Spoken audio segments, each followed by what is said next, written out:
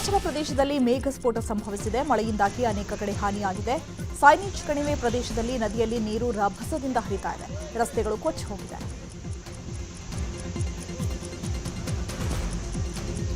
ಇನ್ನೊಂದು ಕಡೆ ಸೈನಿಚ್ ಕಣಿವೆ ಬಳಿ ಖಾಸಗಿ ವಿದ್ಯುತ್ ಉತ್ಪಾದನಾ ಘಟಕ ಸಂಪೂರ್ಣವಾಗಿ ನೆಲಕಚ್ಚಿದೆ. ತಾತ್ಕಾಲಿಕ ಶೆಡ್ಗಳು ಕೊಚ್ಚಿ ಹೋಗಿದ್ದು ವಿದ್ಯುತ್ ಉತ್ಪಾದನಾ ಘಟಕಕ್ಕೆ ಸೇರಿದ ವಾಹನಗಳು ಅಲ್ಲೇ ಕೆಸರಲ್ಲಿ ಸಿಲುಕಿಕೊಂಡಿದೆ.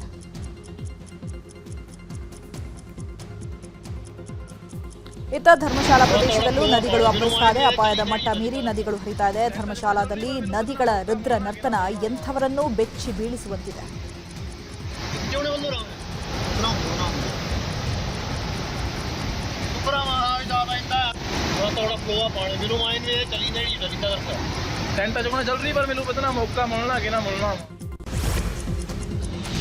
ಉತ್ತರಾಖಂಡದಲ್ಲಿ ಮಳೆಯ ಅಬ್ಬರ ಜೋರಾಗಿದೆ. ರುದ್ರಪ್ರಯಾಗ ಮತ್ತು ಗೌಚರ್ ಮಧ್ಯೆ ಇರುವ ಅಲಕಾನಂದ ನದಿಗೆ ಬಸ್ ಉರುಳಿ ಬಿದ್ದಿದ್ದು 2 ಸಾವನ್ನಪ್ಪಿದ್ದು 10 ಮಂದಿ ನಾಪತ್ತೆಯಾಗಿದ್ದಾರೆ.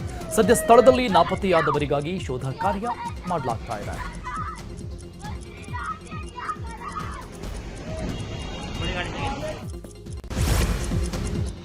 ಸೆಪ್ಟೆಂಬರ್ ನಂತರ ಬದಲಾವಣೆ ಆಗಲಿದೆ ಎಂಬ ಹೇಳಿಕೆ ಬಗ್ಗೆ ಸಚಿವ ಕೆಎನ್ ರಾಜಣ್ಣ ಸ್ಪಷ್ಟನೆ ಕೊಟ್ಟಿದ್ದಾರೆ. ಆಗಸ್ಟ್ ತಿಂಗಳಲ್ಲಿ ಕ್ರಾಂತಿ ಅಂತ ಹೇಳಿಲ್ವಾ? ಯಾವ ಕ್ರಾಂತಿ ಅಂತ ಮೊದಲೇ ಹೇಳಿದ್ರೆ ಇರುವ ಆಸಕ್ತಿ ಹೋಗ್ಬಿಡುತ್ತಲ್ವಾ? ರಾಜಕಾರಣ ಅನ್ನೋದು ನಿಂತ ನೀರಲ್ಲ, ಅದು ಸದಾ ಕಾಲ ಹರಿಯುವಂತಹ ನೀರು. ಘಟನೆಗಳು ಸಂದರ್ಭಕ್ಕೆ ತಕ್ಕಂತೆ ಘಟಿಸುತ್ತವೆ ಅಂತ ಹೇಳಿದ್ದಾರೆ.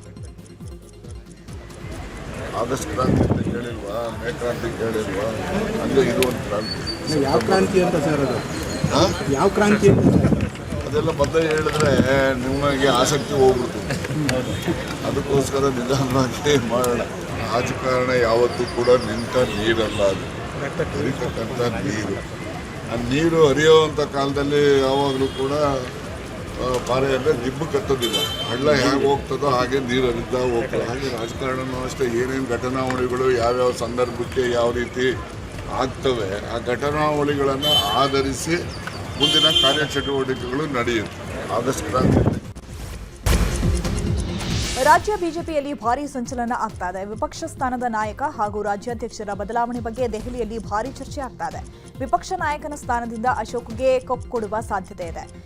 ಅಶೋಕ್ ಬದಲು ಶಾಸಕ ಸುನೀಲ್ ಕುಮಾರ್ಗೆ ವಿಪಕ್ಷ ಸ್ಥಾನ ಹುದ್ದೆ ಕೊಡುವ ಸಾಧ್ಯತೆ ಇದೆ. ಇದರ ಜೊತೆಗೆ ರಾಜ್ಯಾಧ್ಯಕ್ಷ ಸ್ಥಾನದ ಆಯ್ಕೆ ಬಗ್ಗೆಯೂ ಹೈಕಮಾಂಡ್ ಮಟ್ಟದಲ್ಲಿ ಭಾರೀ ಚರ್ಚೆ ಆಗ್ತಾ ಇದ್ದು, ವಿಜಯೇಂದ್ರ ನಾನೇ ರಾಜ್ಯಾಧ್ಯಕ್ಷರಾಗಿ ಮುಂದುವರಿತೇನೆ ಅಂತ ವಿಶ್ವಾಸವನ್ನ ವ್ಯಕ್ತಪಡಿಸಿದ್ದಾರೆ. ಇದೆಲ್ಲದಕ್ಕೂ ಇವತ್ತು ಸಂಜೆ ತೆರೆ ಬೀಳಲಿದೆ. ಇದೇ ವಿಚಾರವಾಗಿ ಮಾತನಾಡಿದ ಬಿಜೆಪಿ ರಾಜ್ಯಾಧ್ಯಕ್ಷ ಬಿವೈ ವಿಜಯೇಂದ್ರ, ನಮ್ಮಲ್ಲಿ ಯಾವುದೇ ಡೆವಲಪ್ಮೆಂಟ್ ಆಗ್ತಿಲ್ಲ, ವಿಪಕ್ಷ ನಾಯಕರ ಬದಲಾವಣೆ ಬಗ್ಗೆ ಯಾವುದೇ ಚರ್ಚೆಗಳು ನಡೀತಾ ಇಲ್ಲ ಅಂತ ಹೇಳಿದರು. ಇನ್ನು ಇದೇ ವಿಚಾರವಾಗಿ ಛಲವಾದಿ ನಾರಾಯಣಸ್ವಾಮಿ ಕೂಡ ರಿಯಾಕ್ಟ್ ಮಾಡಿದರು. ಆಗ್ತಾ ಇಲ್ಲ, ಕಲ್ಪನೆಗಳು ಅಷ್ಟೇ. ನಾನು ಕೂಡ ದೆಹಲಿಗೆ ವೈಯಕ್ತಿಕ ಕಾರಣಕ್ಕೆ ಹೋಗಿರ್ತಕ್ಕಂಥದ್ದು. ರಾಷ್ಟ್ರೀಯ ನಾಯಕರನ್ನಾಗಲಿ ಯಾರನ್ನೂ ಕೂಡ ಭೇಟಿಯಾಗಿಲ್ಲ. ಎಲ್ಲರೂ ವಿರೋಧ ಪಕ್ಷದ ನಾಯಕರಿದ್ದಾರೆ. ಆರ್ ಅಶೋಕ್ ಅವರು ಒಬ್ಬರು ವಿರೋಧ ಪಕ್ಷದ ನಾಯಕರು ದೆಹಲಿಗೆ ಹೋಗಬಾರ್ದು, ನಮ್ಮ ಮುಖಂಡರನ್ನು ಭೇಟಿ ಆಗಬಾರ್ದು ಅಂತ ಹೇಳಿದ್ರೆ ಆ ರೀತಿ. ಆದರೆ ಮಾಧ್ಯಮದಲ್ಲಿ ಇವತ್ತು ವಿರೋಧ ಪಕ್ಷದ ನಾಯಕರನ್ನು ಬದಲಾವಣೆ ಮಾಡ್ತಾರೆ, ಈ ರೀತಿ ಚರ್ಚೆ ಆಗ್ತಾ ಇರ್ತಕ್ಕಂಥದ್ದು ಖಂಡಿತ ಸರಿಯಲ್ಲ. ಅದರಲ್ಲಿ ಯಾವುದೇ ಸತ್ಯಾಂಶ ಕೂಡ ಇಲ್ಲ. ನಮ್ಮಲ್ಲಿ ಬದಲಾವಣೆ ಇಲ್ಲ, ಮನಸ್ತಾಪನೂ ಇಲ್ಲ. ನಮ್ಮಲ್ಲಿ ಪಕ್ಷ ನಡಿಬೇಕಲ್ಲ. ಅಧ್ಯಕ್ಷರಾದವ್ರನ್ನ ಕರೆದು ಏನೇನ್ ಮಾಡಬೇಕು ಅದು ಮಾಡಬೇಕು ಅನ್ನೋದನ್ನ ಹೇಳ್ಬೇಕಲ್ಲ. ಹೌದು, ಅದು ಚರ್ಚೆ ಇದ್ದೇ ಇರ್ತದೆ. ಆಗಾಗ ಕರೆಸ್ತಾರೆ, ಮಾತಾಡ್ತಾರೆ. ಆಗ ಹೈಕಮಾಂಡ್ ತೀರ್ಮಾನ ಮಾಡ್ತಾರೆ. ನಮಗೆ ಅಧ್ಯಕ್ಷರು ಇರಬೇಕು, ಯಾಕೆ ಇರಬಾರ್ದು? ಯುವ ನಾಯಕರಿದ್ದಾರೆ, ಕೆಲಸ ಮಾಡ್ತಿದ್ದಾರೆ. ನೋಡಿ, ನಮ್ಮಲ್ಲಿ ಹೆಸರುಗಳೆಲ್ಲ ಕೇಳಿ ಬರಲ್ಲ. ನಮ್ಮಲ್ಲಿ ಕೋಳಿನ ಕೇಳಿ ಮಸಾಲೆ ಅರಿಯೋದು ನಮ್ಮಲ್ಲಿ ಪದ್ಧತಿ ಇಲ್ಲ. ಅದು ಕಾಂಗ್ರೆಸ್ ಪದ್ಧತಿ. ನಮ್ಮಲ್ಲಿ ಏನು ಇಲ್ಲ. ಮಾಡ್ಬೇಕು, ಮುಂದುವರಿಸ್ತಾರೆ, ತೆಗಿತಾರೆ. ಯಾರು ಬರ್ತಾರೆ, ಯಾರಿಲ್ಲ. ಈ ಸದ್ಯಕ್ಕೆ ಯಾವುದೇ ಬದಲಾವಣೆಗಳಿಲ್ಲ.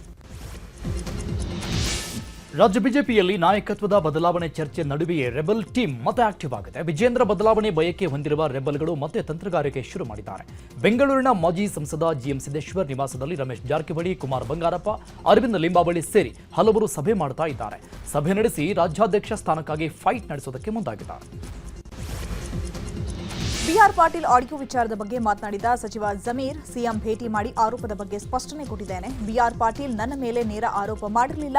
ಬಿಆರ್ ಪಾಟೀಲ್ 6,000 ಮನೆ ಕೇಳಿದ್ರು, ಅದರಲ್ಲಿ ನಾವು 900 ಮನೆ ಕೊಟ್ಟಿದ್ದೇವೆ. ಇದರ ಬಗ್ಗೆ ಸಿಎಂಗೆ ವರದಿ ಕೊಡಬೇಕಿತ್ತು, ಕೊಟ್ಟಿದ್ದೇನೆ. ಶೀಘ್ರದಲ್ಲೇ ಬಿಆರ್ ಪಾಟೀಲ್ ಅವರನ್ನ ಭೇಟಿಯಾಗಿ ಚರ್ಚೆ ಮಾಡ್ತೇನೆ ಅಂತ ಹೇಳಿದ್ದಾರೆ. ನನ್ನ ಮೇಲೆ ನೇರವಾಗಿ ಏನೂ ಆರೋಪ ಮಾಡಿಲ್ಲ. ಎಲ್ಲೋ ನನ್ನ ಕಡೆ ಬಂದಂಗೆ ಬಂತು. ಹಾಗಾಗಿ ಮಾನ್ಯ ಮುಖ್ಯಮಂತ್ರಿಗಳು ಇರಲಿಲ್ಲ, ದಿಲ್ಲಿಗೆ ಹೋಗಿದ್ರು. ನಿನ್ನೆ ಬಂದಾದಮೇಲೆ ನಾನು ಎಲ್ಲ ಮುಖ್ಯಮಂತ್ರಿಗಳು ವರದಿ ಕೊಡಬೇಕಾಗ್ತದೆ, ಏನಾಗಿದೆ ಹೆಂಗೆ ಏನೇನಾಗಿದೆ ಅಂತ ನಿನ್ನೆ ಮನೆ ಮುಖ್ಯಮಂತ್ರಿಗಳಿಗೆ ವರದಿ ಕೊಟ್ಟಿದ್ದೀನಿ ನಾನು. ಟೋಟಲ್ ಅವ್ರು ಒಟ್ಟಾಗಿ ಮೊನ್ನೆ ಮಾಧ್ಯಮದಲ್ಲಿ ಹೇಳುವಾಗ ನಾನು 2,000 ಮನೆ ಕೇಳಿದರು, ಬಿ ಆರ್ ಪಾಟೀಲ್ ಅವ್ರು ಕೇಳಿದೆ. ಒಟ್ಟಾಗಿ ಅವ್ರು ಕೇಳಿದ್ದು 2 ವರ್ಷದಲ್ಲಿ 6,000 ಮನೆಗಳು ಕೇಳಿದ್ದು. ಪತ್ರ ಕೊಟ್ಟಿದ್ದು ನನಗೆ 6,000ದಲ್ಲಿ ನಾವು 950 ಮನೆಗಳು ಕೊಟ್ಟಿದ್ವಿ. ಅದೇ ಒಂದೊಂದು ಪಂಚಾಯತ್ಗೆ 200, ಇನ್ನೊಂದು ಪಂಚಾಯತ್ಗೆ 200, ಇನ್ನೊಂದು ಪಂಚಾಯತ್ 300 ಅಂತ ಕೊಟ್ಟಿದ್ವಿ. ಹಾಗಾಗಿ ಮನೆ ಮುಖ್ಯಮಂತ್ರಿಗೆ ವರದಿ ಕೊಡಬೇಕಾಗಿದ್ದು, ನಿನ್ನೆ ಮುಖ್ಯಮಂತ್ರಿಗಳಿಗೆ ವರದಿ ಕೊಡಿ. ನಾನು ಕೆಪಿಸಿಸಿ ಅಧ್ಯಕ್ಷ ಸ್ಥಾನಕ್ಕೆ ಪ್ರಯತ್ನವೇ ನಡೆಸಿಲ್ಲ. ಪ್ರಯತ್ನ ನಡೆಸಿದ್ರೆ ಮುಂದುವರಿಸಬಹುದು ಅಂತ ಸಚಿವ ಸತೀಶ್ ಜಾರಕಿಹೊಳಿ ಹೇಳಿದ್ದಾರೆ. ಈ ಕುರಿತು ಬೆಂಗಳೂರಲ್ಲಿ ಮಾತನಾಡಿದ ಅವರು, ನಾನು ಎಲ್ಲಿದ್ದೇನೋ ಅಲ್ಲೇ ಇದ್ದೇನೆ. ನಮ್ಮನ್ನ ಪುಷ್ ಮಾಡೋರು ಯಾರು ಇಲ್ವಲ್ಲ. ರಾಜನ್ನ ನಾವು ಆಗಾಗ ಸೇರ್ತಾ ಇರ್ತೇವೆ. ಹುಲಿ ಯಾವತ್ತಿದ್ರು ಹುಲಿನೇ, ವಯಸ್ಸಾದ್ರೂ ಹುಲಿನೇ ಅಂತ ಹೇಳಿದ್ದಾರೆ. ಹಿಂದೆ ಸರ್ಲಿಕ್ಕೆ ಮುಂದೆ ಹೋಗಿಲ್ಲ. ನಾವೆಲ್ಲಿ ಹಿಂದೆ ಯಾಕೆ ಸರಿಬೇಕು? ಎಲ್ಲಿ ಹೋಗಿಲ್ಲ, ಮುಂದೆ ಹೋಗಿಲ್ಲ. ಹಿಂದೆ ಸರಿ ಪ್ರಶ್ನೆ ಇಲ್ಲ. ಇದು ಮುಂದೆ ಎಲ್ಲಿ ಮುಂದೆ ಹೋಗಿಲ್ಲ, ಹಿಂದೆ ಹೋಗಿಲ್ಲ, ಇದ್ದಲ್ಲೇ ಇದೀವಿ ನಾವು. ನಮ್ಮನ್ನ ಯಾರು ಮುಂದುಗಡೆ ಪುಷ್ ಮಾಡಬೇಕಲ್ಲ, ಮಾಡ್ದಂಗೆ ಮುಂದೆ ಹೋಗ್ತೀವಿ. ನಾವಾಗ ಹೋಗ್ಲಿಕ್ಕೆ ಆಗಲ್ಲ. ಹುಲಿನೇ ಅದರಿಂದ ಯಾವಾಗ ಕೊನೆಯವ್ರಿಗೆ ಹುಲಿನಾಗಿರುತ್ತೆ. ಅಡುಗೆ ಸಿಬ್ಬಂದಿ ದಲಿತೆ ಎಂಬ ಕಾರಣಕ್ಕೆ ಮಕ್ಕಳು ಟಿಸಿ ಪಡೆದ ಪ್ರಕರಣದ ಕುರಿತು ಬಿಎಸ್ಪಿ ಜಿಲ್ಲಾಧ್ಯಕ್ಷ ನಾಗಯ್ಯ ಮಾಧ್ಯಮಗಳಿಗೆ ರಿಯಾಕ್ಷನ್ ಮಾತನಾಡಿದ್ದಾರೆ. ಅಧಿಕಾರಿಗಳು ಇಡೀ ಪ್ರಕರಣವನ್ನ ತಿರುಚಿದ್ದಾರೆ. ಶಿಕ್ಷಕರು ಸರಿಯಾಗಿ ಪಾಠ ಮಾಡದ ಕಾರಣ ಟಿಸಿ ಪಡೆದಿದ್ದಾರೆ ಅಂತ ಹೇಳಿದ್ದಾರೆ. ಆದರೆ ದಲಿತ ಮಹಿಳೆ ಅಡುಗೆ ಮಾಡ್ತಾ ಇರೋದಕ್ಕೆ ಟಿಸಿ ಪಡೆದಿರೋದು ಅನ್ನೋದು 100ಕ್ಕೆ 100ರಷ್ಟು ಸತ್ಯ. ಆದರೆ ಅಧಿಕಾರಿಗಳು ಸಿಎಂಗೆ ಸುಳ್ಳು ವರದಿಯನ್ನ ಕೊಟ್ಟಿದ್ದಾರೆ ಅಂತ ಹೇಳಿದ್ದಾರೆ. ಈ ಶಾಲೆಯಲ್ಲಿ ದಲಿತ ಮಹಿಳೆ ಅಡುಗೆ ಮಾಡೋ ಕಾರಣಕ್ಕೆ ಮಕ್ಕಳು ಶಾಲೆಯನ್ನು ಬಿಟ್ಟಿದ್ದಾರೆ ಅಂತೇಳಿ ವರದಿಯಾಗಿತ್ತು. ಅದು ನಿಜ ಕೂಡ. ಆದರೆ ನಿನ್ನೆ ಅಧಿಕಾರಿಗಳು ಆ ಒಂದು ಶಾಲೆಗೆ ಭೇಟಿ ಮಾಡಿ, ಇಲ್ಲಿ ಈ ಒಂದು ಘಟನೆ ನಡೆದಿಲ್ಲ, ಯಾವುದೇ ಅಸ್ಪೃಶ್ಯತೆ ಆಚರಣೆ ಆಗಿಲ್ಲ, ಅಲ್ಲಿ ಶಿಕ್ಷಕರ ಸಮಸ್ಯೆಯಿಂದ ಈ ಒಂದು ಘಟನೆ ನಡೆದಿದೆ ಅಂತೇಳಿ ಆ ಒಂದು ಪ್ರಕರಣವನ್ನು ತಿರುಚುವಂಥ ಕೆಲಸವನ್ನು ಮಾಡಿದ್ದಾರೆ. ಇಲ್ಲ, ಇವರು ಕೊಟ್ಟಿರ್ತಕ್ಕಂಥ ವರದಿ ಶುದ್ಧ ಸುಳ್ಳು. ಅಲ್ಲಿ ನಡೆದಿರ್ತಕ್ಕಂಥದ್ದು ಅಸ್ಪೃಶ್ಯತೆ ಆಚರಣೆ 100% ಸತ್ಯ. ಅದರಲ್ಲೇನು ಇವರು ಮರೆಮಾಚಿ ಸರ್ಕಾರಕ್ಕೆ ವರದಿಯನ್ನು ಕೊಟ್ಟಿದ್ದಾರೆ. ಇದನ್ನು ನಾವು ವಿರೋಧ ಮಾಡಿ. ಗೃಹೋಪಯೋಗಿ ವಸ್ತು ತಯಾರಿಕಾ ಫ್ಯಾಕ್ಟರಿಯಲ್ಲಿ ಆಕಸ್ಮಿಕ ಬೆಂಕಿ ತಗುಲಿ ಇಡೀ ಫ್ಯಾಕ್ಟರಿ ಹೊತ್ಕೊಂಡಿರುವಂತಹ ಘಟನೆ ಕೋಲಾರ ನಗರದ ಹೊರವಲಯದ ಅರಹಳ್ಳಿ ರಸ್ತೆಯ ಆಜಾದ್ ನಗರ ಬಳಿ ನಡೆದಿದೆ. ಏಕಾಏಕಿ ಬೆಂಕಿ ಹೊತ್ಕೊಂಡಿದ್ದರಿಂದ ಫ್ಯಾಕ್ಟರಿಯಲ್ಲಿದ್ದ ಗೃಹೋಪಯೋಗಿ ವಸ್ತುಗಳು ಬೆಂಕಿಗೆ ಆಹುತಿಯಾಗಿದೆ. ರಾಜ್ಯದಲ್ಲಿ ದಿನೇ ದಿನೇ ಹೃದಯಾಘಾತದಿಂದ ಸಾವನ್ನಪ್ಪುವವರ ಸಂಖ್ಯೆ ಜಾಸ್ತಿ ಆಗ್ತಾ ಇದೆ. ಮಂಡ್ಯದ ಕೆಆರ್ಪೇಟೆ ತಾಲೂಕಿನ ಚಿಕ್ಕಳಲೆ ಗ್ರಾಮದ 36 ವರ್ಷದ ರಾಜೇಶ್ ಹೃದಯಾಘಾತಕ್ಕೆ ಬಲಿಯಾಗಿದ್ದಾರೆ.